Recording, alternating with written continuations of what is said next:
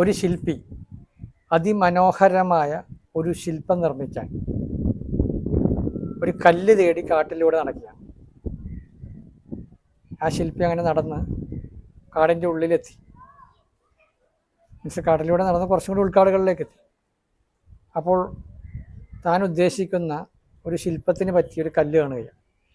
ഉടനെ ആ ശില്പി കല്ലിനോട് ചോദിച്ചു, കല്ല്, നിന്നിൽ ഞാൻ അതിമനോഹരമായ ഒരു ശില്പം കാണുന്നു, നിന്നെ കൊത്തി ഞാൻ രൂപാന്തരപ്പെടുത്തട്ടെ എന്ന് ചോദിക്കും.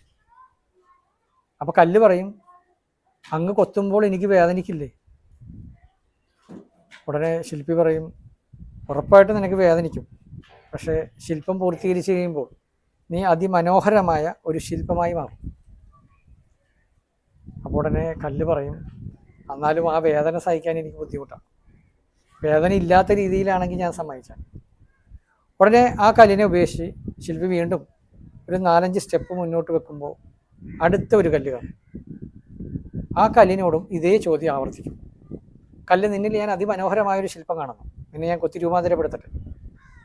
അതുപോലെ തന്നെ വീണ്ടും ആ കല്ല് ചോദിക്കും, എനിക്ക് വേദനിക്കില്ല. ശില്പി പറയും, നിനക്ക് വേദനിക്കും, പക്ഷെ ശില്പം പൂർത്തീകരിച്ച് കഴിയുമ്പോൾ നീ അതിമനോഹരമായ ഒരു ശില്പമായി മാറും.